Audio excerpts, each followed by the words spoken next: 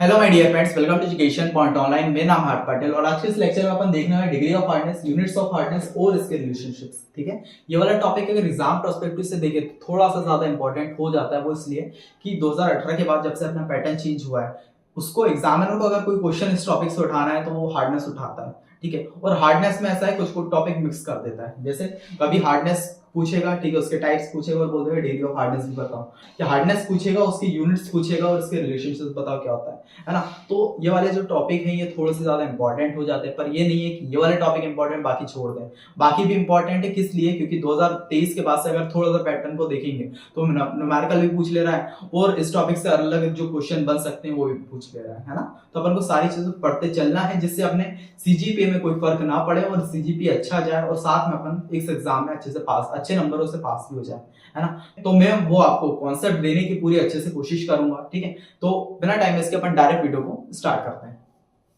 ऐसा जिसकी कोई डेफिनेशन नहीं है, बस ये क्या है, डिग्री ऑफ हार्डनेस जो यूज होता है वो अपने फॉर्मूले के लिए होता है ना। जैसे कि आगे देखेंगे अपन, ये वाले इसके फॉर्मूले बनते हैं जो अपन आगे जो हार्डनेस से रिलेटेड न्यूमेरिकल सॉल्व करेंगे उसमें यूज होंगे। ठीक है, पर ऐसा मेरे को लगा कि एग्जाम में अगर इसकी डेफिनेशन पूछने को है, इसको डिफाइन करिए डिग्री ऑफ हार्डनेस क्या होता है, तो आप उसमें कुछ लिख पाए, इसलिए मैंने आप इसलिए इसकी छोटी सी डेफिनेशन बना दी है। पर इससे पहले मैं आपको थोड़ा सा इसको क्लियर कर देता हूँ, कॉन्सेप्ट क्लियर कर देता हूँ आखिर ये होता क्या है। ठीक है, तो डिग्री ऑफ हार्डनेस ये होता है, हार्डनेस आपको पता है क्या होता है, उसमें बहुत सारे सॉल्ट होते हैं जैसे calcium carbonate, magnesium carbonate, calcium bicarbonate, magnesium bicarbonate, calcium sulphate, magnesium sulphate और कैल्शियम क्लोराइड, मैग्नीशियम क्लोराइड, ऐसे बहुत सारे अपने सॉल्ट, टोटल 10 सॉल्ट होते हैं ना। तो क्या है, अपन को उसमें एक हाथ सॉल्ट को उठाना था और उसको डिग्री ऑफ हार्डनेस बनाना था। ठीक है, एक हाथ सॉल्ट को उसमें से उठाना था और उसको डिग्री ऑफ हार्डनेस बनाना। तो अपन ने उसमें से क्या चूज किया, उसमें से अपन ने चूज किया CaCO3 को। ठीक है, मतलब कैल्शियम कार्बोनेट को अपन ने चूज किया है कि इसको बनाएंगे अपन डिग्री ऑफ हार्डनेस। जैसे अपने क्लासरूम में भी होता है ना कि कोई ऐसा रहता है, किसी में अलग क्वालिटीज होती है तो अपन उसको क्लास का CR बनाते हैं, है ना। तो उसी तरह अपने पास इतने सारे सॉल्ट थे पर अपन ने चूज किया कैल्शियम कार्बोनेट को, कुछ प्रॉपर्टीज उसकी देख के कि यार चलो इसको डिग्री ऑफ हार्डनेस बना दो, हार्डनेस की इसको डिग्री बना देते हैं। ठीक है, क्लियर हो गया। ठीक है, डेफिनेशन से जब इसको क्लियर करूंगा आपको बहुत अच्छे क्लियर होगा। वो प्रॉपर्टीज क्या थी जो इसमें लगाई कि इसको अपन ने CaCO3 का डिग्री ऑफ हार्डनेस बनाया, वो चीज आप इसकी डेफिनेशन में अपन लिख देंगे। ठीक है, क्या लिखेंगे, degree of hardness defined as the term of equivalent amount of CaCO3। Degree of hardness क्या होता है, इक्विवेलेंट होता है किसके, CaCO3 के। ठीक है, ये सिंपली फर्स्ट लाइन डेफिनेशन। उसके बाद क्यों क्यों ये इक्विवेलेंट होता है, क्योंकि CaCO3 जो है वो इंसॉल्युबल होता है वाटर में, इजीली कैलकुलेट हो जाता है और इजीली फिल्ट्रेटेड हो जाता है ना।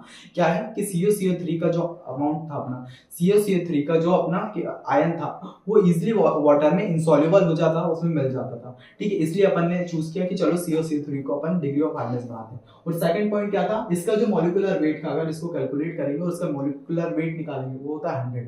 ठीक है, तो न्यूमेरिकल सॉल्व करने के टाइम पे अपन को वैल्यू अगर डालनी रहती है तो 100 ऐसी वैल्यू है कि उसको किसी से भी अपन कैलकुलेट इजीली कर पाते हैं। ठीक है, इजीली कैलकुलेट कर पाते हैं, इसलिए अपन ने इसको चूज किया। ठीक है, आया समझ में? तो यही था। ठीक है, जैसे अगर और आयन के अपन डिग्री को देखेंगे, जैसे 1 मोल CaCO3 क्या होता है, 100 ग्राम ऑफ CaCO3। ठीक है, वहीं अगर दूसरे उसके देखेंगे तो इसका क्या है, मॉलिक्यूलर वेट 162 ग्राम, इसका 92 ग्राम। ठीक है, तो क्या है, अगर इन सबको उठाएंगे थोड़ा सा कैलकुलेशन कॉम्प्लिकेटेड हो जाती है, वहीं अगर 100 डालते हैं किसी वैल्यू में तो इजीली उसको कैलकुलेट कर सकते हैं। यही रीजन है जिसकी वजह से अपने CaCO3 यानी कि कैल्शियम कार्बोनेट को डिग्री ऑफ हार्डनेस बनाया है। ठीक है, अब इसके फॉर्मूला देख लेते हैं जो अपन ने न्यूमेरिकल में चूज होने वाला है। ठीक है, और उसको थोड़ा सिंप्लीफाई कर लेते हैं जिससे अपन न्यूमेरिकल में जो फॉर्मूला लगाए वो बहुत सिंपल हो, उसमें बस वैल्यू पुट करो आंसर आ जाए। ठीक है, तो फॉर्मूला देख लेते हैं। आपको इसको नोट करना है तो आप इसको नोट कर सकते हैं, वैसे अभी तक एग्जाम में पूछा नहीं गया है, पर अगर डिफाइन करने को आ जाता है कि डिग्री ऑफ हार्डनेस बताइए क्या है तो आप उसको इजीली डिफाइन कर पाए, इसलिए मैंने ये लिखवा दिया है। ठीक है, तो आप इसको नोट डाउन करिए, फिर अपन देखते हैं इसके फॉर्मूला क्या होता है। तो चलिए अब देख लेते हैं आखिर CaCO3 इक्विवेलेंट या डिग्री ऑफ हार्डनेस का फॉर्मूला क्या होता है। ठीक है, तो फॉर्मूले में नजर डालिए क्या लिखा है, mass of producing hardness into chemical equivalent of CaCO3 divided by chemical equivalent of hardness producing salt. ठीक है, ये थोड़ा सा फॉर्मूला जो कॉम्प्लिकेटेड लग रहा है, अगर इसको एग्जाम में अपन लोग यूज करेंगे तो थोड़ा सा कॉम्प्लिकेटेड हो जाएगा और अपन को समझ में नहीं आएगा क्या क्या वैल्यू इसमें डालें। तो इसको मैं थोड़ा सा फर्दर सिंप्लीफाई करना चाहता हूँ, आपके सामने ही करता हूँ। ठीक है, आप बस चीजों को, प्रोसेस को देखिएगा और मेरे को बस बताइएगा कमेंट सेक्शन में कि क्या क्या चीज मैं सही कर रहा हूँ, है ना। जैसे अपने पास मास तो नहीं पता क्या है, ठीक है, केमिकल इक्विवेलेंट भी नहीं पता क्योंकि अपन को कोई आयन दिया ही नहीं है अभी। क्या क्या पता है अपन को, केमिकल इक्विवेलेंट पता है CaCO3 का, ठीक है। जैसे कैल्शियम कार्बोनेट का अपन को केमिकल इक्विवेलेंट पता है, वो किस तरह से निकालें। केमिकल इक्विवेलेंट का फॉर्मूला क्या होता है, मोलर मास अपॉन चार्ज, ठीक है, ये होता है केमिकल इक्विवेलेंट का फॉर्मूला। अब अपन को मोलर मास पता है, मॉलिक्यूलर मास पता है कैल्शियम कार्बोनेट का, क्या होता है अपन ने अभी देख के आया 100, और जो अपना ये मॉलिक्यूल दिया है क्या, 2 मिनट, ये अपन को मॉलिक्यूल जो दिया है CaCO3, इसका अगर अपन लोग कैल्शियम का चार्ज देखेंगे तो वो क्या होता है 2+, तो चार्ज की जगह पे 2 डाल सकते हैं, तो इसका जो निकला है केमिकल इक्विवेलेंट वो क्या निकला है 50, तो इसकी जगह पर हम लिख सकते हैं 50, बाकी चीजों को वैसे ही रहने दीजिए। अगर मैं थोड़ा फर्दर देखूं तो इसकी जगह पर मैंने 50 लिख दिया है ना। अब क्या करेंगे इसकी जगह, इसके बाद कि मल्टीप्लाई करेंगे, मल्टीप्लाई और डिवाइड करेंगे 2 को, ठीक है, मल्टीप्लाई और डिवाइड जैसे ही करेंगे अपन 2 को, जैसे 2 को यहाँ पे लिखा और 2 को यहाँ पे लिखा, तो अपना क्या होगा 50 और 2 कितना हो गया, ये अपना 100 हो गया है ना, और नीचे वाली वैल्यू 2 इंटू केमिकल इक्विवेलेंट हो गई, ठीक है। अब ये पूरी चीज क्या होती है, अगर आप आगे मल्टीप्लिकेशन फैक्टर जो आगे पढ़ाऊंगा मैं, आपका 5th लेक्चर होगा वो, ठीक है, उसमें आप मल्टीप्लिकेशन फैक्टर का फॉर्मूला देखेंगे 100/2 इंटू केमिकल इक्विवेलेंट ऑफ जो भी आपका आयन दिया होगा, ठीक है, तो उसका फॉर्मूला मल्टीप्लिकेशन फैक्टर का ये होता है, ठीक है। तो इसकी जगह पे आप पूरे की जगह पे क्या लिख सकते हैं, मल्टीप्लिकेशन फैक्टर, तो अपना ये सिंपल फॉर्मूला बन गया, mass of producing hardness into multiplication factor. अगर आप निकाल देते हैं तो क्या निकाल सकते हैं आप, CaCO3 इक्विवेलेंट या फिर डिग्री ऑफ हार्डनेस, ठीक है। आई होप सो चीजें क्लियर हुई होगी, ठीक है, क्योंकि क्या है ये वाला फॉर्मूला जो है वो थोड़ा सा कॉम्प्लिकेटेड होता है, क्योंकि 3-4 वैल्यू अपन को डालनी पड़ती है। अब इसमें क्या करेंगे, आप सिंपली मल्टीप्लिकेशन फैक्टर निकालेंगे और अपना मास निकालेंगे कोई सी भी आयन का, वो आपको एग्जाम में दिया होगा, ठीक है, या फिर आप इस फॉर्मूले की वजह से आराम से निकाल सकते हैं, ठीक है, जिससे आपका क्या निकल आएगा CaCO3 इक्विवेलेंट या फिर डिग्री ऑफ हार्डनेस, ठीक है। आई होप सो चीज़ें क्लियर हुई होगी। तो चलिए, आपने डिग्री ऑफ हार्डनेस बहुत अच्छे से कर लिया, ठीक है, उसमें जो फॉर्मूला यूज़ होने वाला है उसको थोड़ा ध्यान से दिमाग में रखिएगा, क्योंकि नेक्स्ट लेक्चर में जब हम न्यूमेरिकल सॉल्व करेंगे तो वो फॉर्मूला बहुत ज़्यादा यूज़ होगा, ठीक है। तो अब बढ़ते हैं अपन यूनिट्स ऑफ हार्डनेस की तरफ। इसमें से क्वेश्चन किस तरह से बनते हैं वो पहले क्लियर कर देता हूँ, है ना।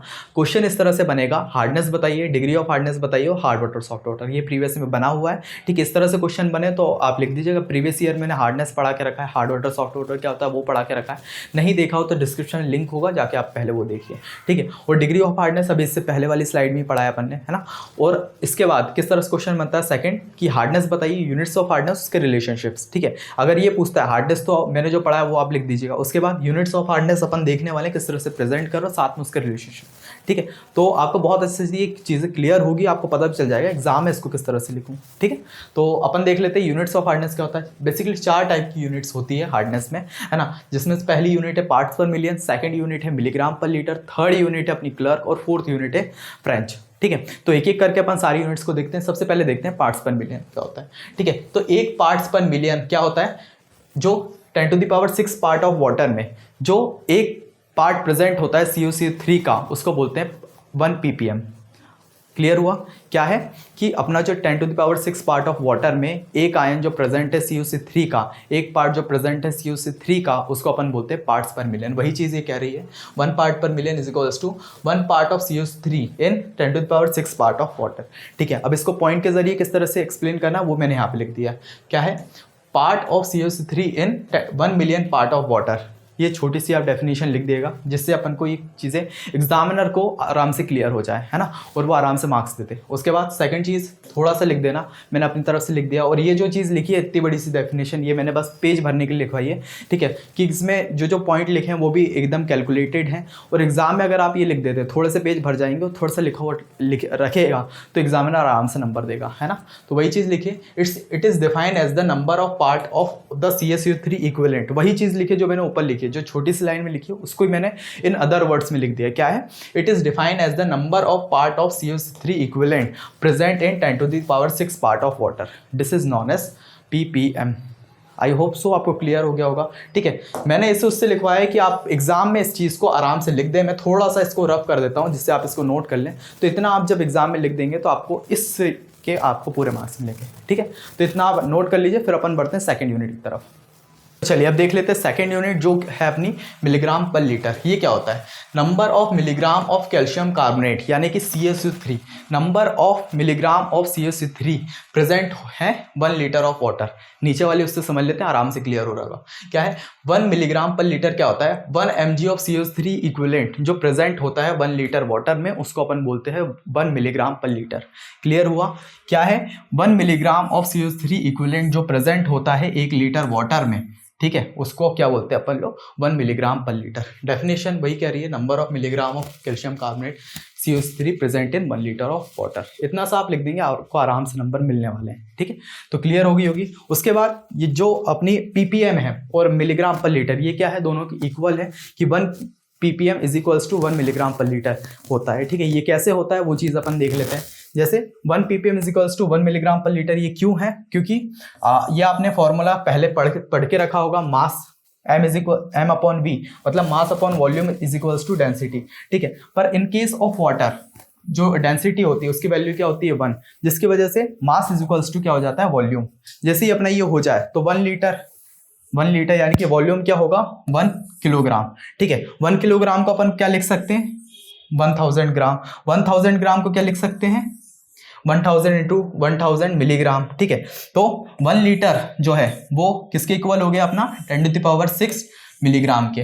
ठीक है, जैसे ही अपने इक्वल हो जाता है तो 1 मिलीग्राम पर लीटर क्या होगा 1 मिलीग्राम पर litre is equals to 1 mg upon 10⁶ mg। mg से mg कट गया तो क्या होगा 1 अपॉन 10⁶, और 1 अपॉन 10⁶ क्या होता है 1 ppm। ठीक है, तो 1 ppm जैसे 10⁶ हो गया तो 1 मिलीग्राम पर litre is equals to 1 ppm। Clear हुआ? I hope so. थोड़ा दिक्कत हुई होगी पर मैं इसको वापस से आपके लिए एक्सप्लेन कर देता हूँ, 2 मिनट रुकिएगा।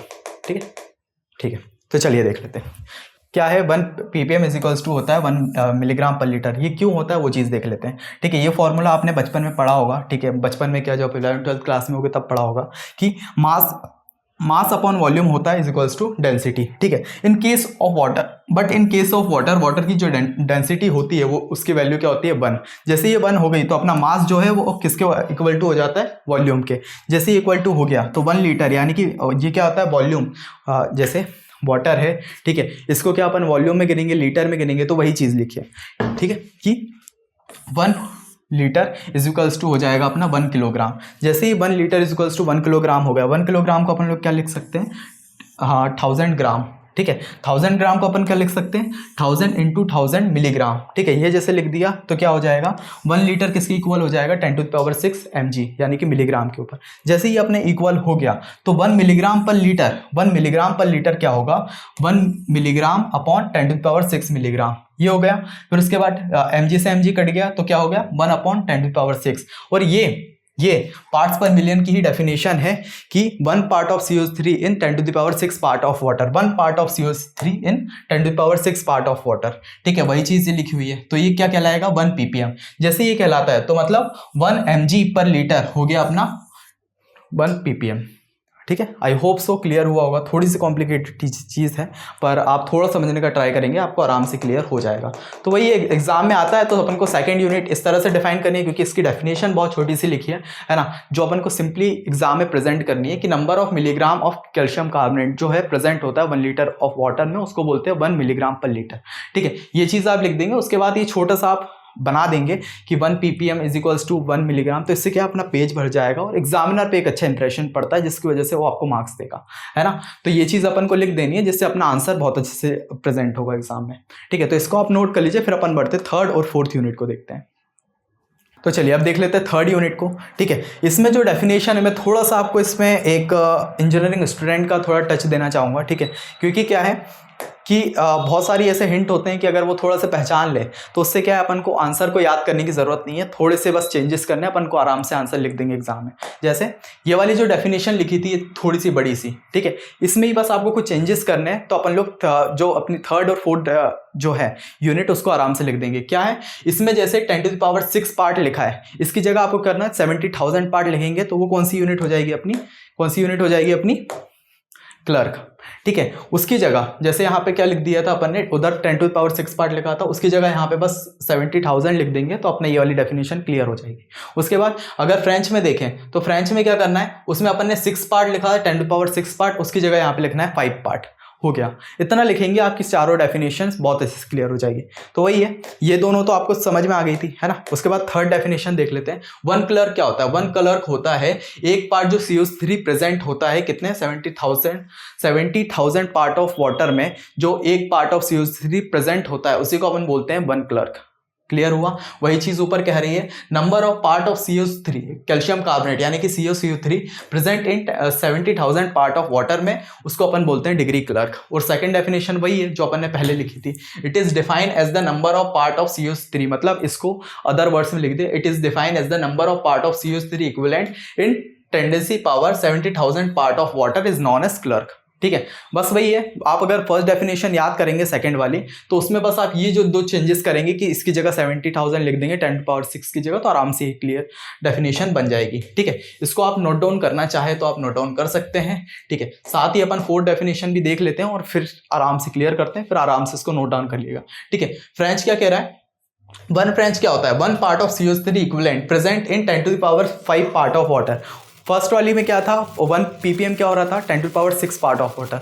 उसी की जगह अगर फ्रेंच की डिग्री में देखें तो 10⁻5 पार्ट ऑफ वाटर में एक जो CO3 प्रेजेंट होगा, एक पार्ट ऑफ CO3 जो इक्विवेलेंट प्रेजेंट होगा, उसी को अपन लोग बोलेंगे 1 डिग्री ऑफ फ्रेंच।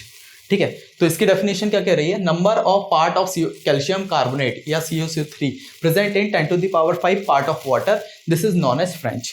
ठीक है, वहीं अगर सेकंड डेफिनेशन की बात करें तो वही है, बस सिंपली इसमें चेंजेस क्या करने हैं, जो अपना 6 पार्ट लिखा था या फिर इसमें 70,000 पार्ट लिखा था, उसकी जगह अपन को बस 5 पार्ट कर देने या 10⁻5 पार्ट कर देने, अपनी ये डेफिनेशन भी आराम से बन जाएगी। ठीक है, तो मैं इसको थोड़ा सा रब कर देता हूँ जिससे आप इसको नोट कर लें। ठीक है, सारी चीज़ों को, और फिर अपन समझते हैं एग्जाम में आपको इसको किस तरह से प्रेजेंट करना है। तो आप इसको नोट कर लीजिए, फिर अपन आगे का देखते हैं। तो चलिए, आई होप सो आपने इसको नोट कर लिया होगा। अब देख लेते हैं इसको एग्जाम में किस तरह से प्रेजेंट करना है। ठीक है, एग्जाम में इसमें क्वेश्चन बनेगा तो वही बनेगा कि बताइए हार्डनेस क्या होता है, साथ ही यूनिट्स ऑफ हार्डनेस और रिलेशनशिप बताइए। ठीक है, तो हार्डनेस आता है, तो हार्डनेस में अपन ने जो थर्ड या फोर्थ लेक्चर पढ़ा था, आप वो वाला लिख दीजिएगा जो मैंने वहाँ पे आपको लिखवाया। उसके बाद यूनिट्स ऑफ हार्डनेस डालिएगा और 4 टाइप ऑफ यूनिट, पहली ये लिखिएगा जिसमें ये सारी चीज़ लिख दीजिएगा, सेकंड ये लिखिएगा इसमें ये सारी चीज़ प्रेजेंट करें, ये भी थोड़ा सा लिख देंगे तो क्या है, अपनी कॉपी अच्छे से भर जाएगी। मतलब एग्जामिनर पे ऐसा इंप्रेशन पड़ेगा कि बंदे ने अलग से भी कुछ लिखा है। ठीक है, जिसकी वजह से वो और अच्छे मार्क्स देगा, और ये उतना मुश्किल भी नहीं है। ठीक है, थोड़ी चीज़ें आप समझेंगे और आपको आराम से चीज़ें क्लियर हो रही होगी। ठीक है, तो ये आप लिख दीजिएगा। उसके बाद थर्ड यूनिट और ये फोर्थ यूनिट, इतना आप लिख देंगे, आपको आराम से 7 मार्क्स पूरे कंप्लीट मिलेंगे। ठीक है, इससे रिलेटेड एक यूनिट्स ऑफ हार्डनेस पूछने के साथ एक रिलेशनशिप भी पूछ देता है इसका, वो चीज़ भी देख लेते हैं, और इसके साथ ये आंसर कंप्लीट हो जाएगा। ठीक है, तो चलिए अपन ने यूनिट्स ऑफ हार्डनेस देख लिया, आप देख लेते हैं इसके रिलेशनशिप्स क्या है। ठीक है, रिलेशनशिप्स वही है अपना, ppm क्या होता है 10⁻6। ठीक है, मिलीग्राम क्या होता है 10⁻6। उसके बाद फ्रेंच क्या, क्योंकि मिलीग्राम 10⁻6 क्यों? क्योंकि 1 ppm is equals to 1 milligram पर लीटर। ठीक है, क्योंकि ये इसके इक्वल होता है, तो वही 10⁻6, ये भी 10⁻6। उसके बाद आपने फ्रेंच की पढ़ी थी 10⁻5, और जो क्लर्क है वो होता है 70,000। ठीक है, अब इसका रिलेशन कैसे निकालेंगे? मैं सिंपली अगर मैं आपको उसी लैंग्वेज से बताऊंगा जो बुक में लिखी हुई है, या फिर जिस तरह से और टीचर्स पढ़ाते हैं, थोड़ा सा कॉम्प्लिकेटेड हो जाएगा। वही चीज़ है कि अपन को केमिस्ट्री एग्जाम किस लिए निकालना है, क्योंकि अपना बीटेक फर्स्ट ईयर में अभी जो वीडियोस देख रहे होंगे आप, वो फर्स्ट ईयर के स्टूडेंट ही देख रहे होंगे। ठीक है, तो आप कोई सी भी ब्रांच की हो, आपको बस फर्स्ट ईयर में पढ़ना, आगे चल के इसका कोई यूज़ नहीं होने वाला। ठीक है, आपकी जो ब्रांच रहेगी उसी से रिलेटेड सब्जेक्ट जो है आगे यूज़ होने वाले हैं, तो अपन को ये बस एक पढ़ने के लिए और एग्जाम को निकालने के लिए चीज़ पढ़नी है। तो मैं उसी इंजीनियरिंग स्टूडेंट के प्रोस्पेक्टिव से देखते हुए ये इसको उसी तरह समझाता हूँ, जिससे आपको दिमाग में क्लियर हो जाए, आप कभी नहीं भूलें। ठीक है, तो क्या है, अपन ने ये चीज़ देख ली कि ये इसके इक्वल होता है 10⁻6, और फ्रेंच क्या पढ़ा 10⁻5, और क्लर्क क्या पढ़ा था 70,000। ठीक है, अब इसको सिंप्लीफाई करने के लिए क्या चीज़ करनी है वो बताता हूँ। जैसे इसमें से देखिए, आप ये चार जीरो खत्म करेंगे तो यहाँ पे क्या लिखा आएगा 7। ठीक है, अब ये 10⁻5 क्या होता है 1 2 3 4 5, यानी कि 5 जीरो है ना, तो इसमें से भी ये 4 जीरो खत्म कर देंगे, ये हो जाएगा 10। उसके बाद क्या करेंगे 10⁻6 मतलब 1 2 3 4 5 6। ठीक है, इसमें से अपन 4 जीरो खत्म कर देंगे, ये क्या हो जाएगा 100। ठीक है, उसी तरह ये भी 100। इतना कर लिया तो ये थोड़ा सिंप्लीफाई हो गया। ठीक है, चीज़ें आई नो मैं थोड़ा उस तरीके से नहीं पढ़ा रहा हूँ जिस तरह टीचर पढ़ा रहा है, क्योंकि मैं अगर उस तरह से पढ़ाऊंगा थोड़ा सा कॉम्प्लिकेटेड होगा, इसलिए मैं चाह रहा हूँ आपको सिंपली वे में ये रिलेशनशिप कंप्लीट हो जाए, क्योंकि इसका क्या है, बस अपन लोग जब न्यूमेरिकल सॉल्व करेंगे ना तो थोड़े से उसमें यूज होगा, तो वो चीज़ बस देख लेते हैं, है ना। जैसे ही हो जाए उसके बाद क्या करना है, 7 आ गया, अब इसको और कम करना है, तो उसके लिए क्या करेंगे, 7 का डिवाइड कर देंगे 10 से। जैसे ही 7 का 10 से डिवाइड दिया तो ये वैल्यू क्या हो जाएगी, 0.7, ठीक है। उसके बाद इसमें जैसे अपन ने 10 का डिवाइड दिया, इसमें भी अपन 10 का डिवाइड देंगे, 10 इंटू 10, तो क्या होगा, इसमें से ये कट जाएगा 10, तो अपनी वैल्यू क्या आएगी, 1, ठीक है, 1 वैल्यू है। इसमें भी अपन 10 का डिवाइड देंगे, 100/10, एक 0 से एक 0 कैंसिल, तो ये होगा अपना 10, ठीक है। उसके बाद इसमें भी देंगे तो ये हो गया 10, ठीक है। इतना अपन को सिंप्लीफाई कर लिया। अब इसको और फर्दर सिंप्लीफाई करेंगे तो क्या होगा, 0.7 का फिर से 10 से डिवाइड देंगे तो क्या होगा, 0.07, ठीक है। अब उसके बाद 1 का 10 से देंगे, 1 का जब 10 से देंगे तो क्या होगा, 0.1। उसके बाद 10 का जब 10 से देंगे तो क्या होगा, 1, और ये भी होगा 1, ठीक है। तो अपने मतलब फर्दर उस लेवल तक सिंप्लीफाई करना है कि जो अपना ये वैल्यू है, जो पार्ट्स पर मिलियन और मिलीग्राम पर लीटर की, ये 1 आ जाए। जैसे ही अपनी ये पूरी 1 पे आ जाती है और ये आ जाती है, तो इससे क्या है, अपन आराम से किसी से भी कन्वर्ट कर सकते हैं, ठीक है। तो इसको मैं थोड़ा सा रब कर देता हूं, क्योंकि ये सारी चीजें तो पहले से लिखी हुई है, ठीक है। ये तो अपने ये लास्ट वाली बस चीज को देखना है, 2 मिनट, हाँ, ये लास्ट वाली जो चीज है इसको बस आपको थोड़ा सा दिमाग में रखना है। अब ये क्या है, ये बता दीजिए आप, ठीक है। वो चीज मैं बता देता हूँ अब क्या है, कि अगर देखिए पार्ट्स पर मिलियन, पहला तो ये मिलीग्राम पर लीटर और पीपीएम अपना सेम ही होता है। अगर अपन को पीपीएम से किस में कन्वर्ट करना है, क्लर्क में, तो अपन क्या करेंगे, जो अपनी इसकी वैल्यू रहेगी पीपीएम की, जैसे पीपीएम की वैल्यू अभी 1 है, तो इसमें क्या करेंगे, इंटू करेंगे 0.7 का, नहीं 2 मिनट, इसमें इंटू करेंगे 0.07 का, तो अपने को जो वैल्यू है पीपीएम की वो किस में कन्वर्ट हो जाएगी, क्लर्क में, ठीक है। वहीं अगर मिलीग्राम पर लीटर की वैल्यू को फ्रेंच में कन्वर्ट करना रहा तो क्या करेंगे, मिलीग्राम पर लीटर भी वही होता है, ठीक है, जो पीपीएम होता है, तो मिलीग्राम पर लीटर को इंटू करेंगे 0.1 से, तो अपनी जो मिलीग्राम पर लीटर की वैल्यू है वो कन्वर्ट हो जाएगी किसमें, डिग्री फ्रेंच में, ठीक है। तो इसी तरह से ये रिलेशनशिप वर्क करता है, और मैंने इसको वही सिंपल लैंग्वेज में समझाया जिससे आपको ये लास्ट तक आप पहुंच जाएं और आपको ये लास्ट वाली चीज क्लियर हो जाए, क्योंकि बस ये न्यूमेरिकल में यूज होने वाला है,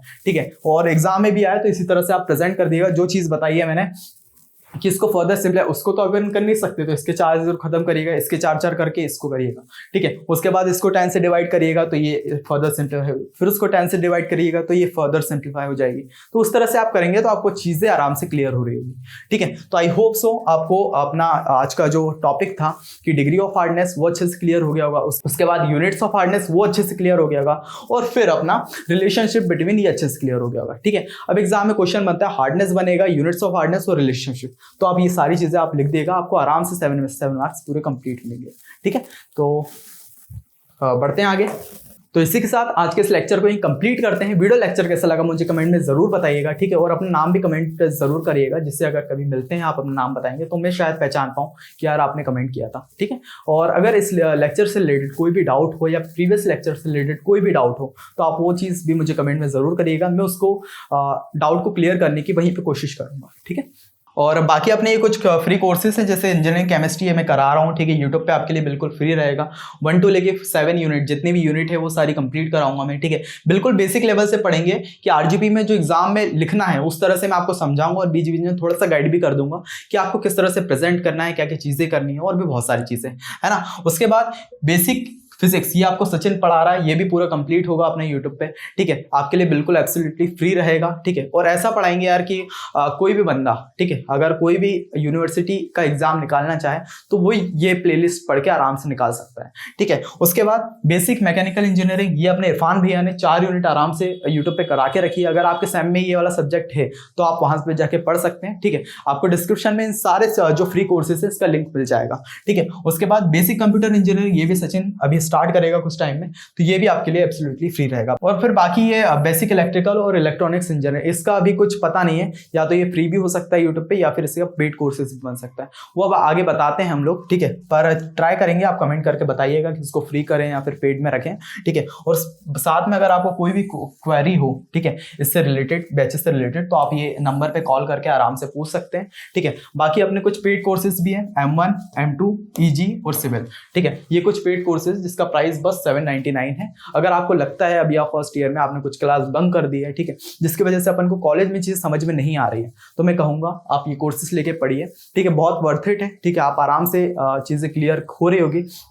और ऐसा है ना यार कि M2 EG ये कुछ ऐसे सब्जेक्ट है यार कि अगर आपने इसमें थोड़ी सी भी डील दे दी, स्टार्टिंग से नहीं पढ़ा, तो आगे चल के बहुत दिक्कत होने वाली। थर्ड ईयर तक ये बच्चों को बहुत तगड़े तरीके से परेशान करते हैं ना। तो अपन को ये फर्स्ट ईयर में ही निकालना है, ये थोड़ा अपन को देख के चलना। अगर कॉलेज में थोड़ा सा भी लग रहा है कि नहीं हो रहा है चीज़ें, तो अपन आराम से ही कोर्सेज लेके पढ़ सकते हैं, ठीक है। ऐप का लिंक आपको डिस्क्रिप्शन मिल जाएगा। अगर कुछ भी रिलेटेड क्वेरी हो कि किस तरह से करना है, तो आप आराम से ये नंबर दिए हुए हैं, इस पर आप कॉल करके पूछ सकते हैं, ठीक है। तो इसी के साथ आज के इस वीडियो को कंप्लीट करते हैं। मिलते हैं नेक्स्ट वीडियो में, तब तक के लिए बाय बाय।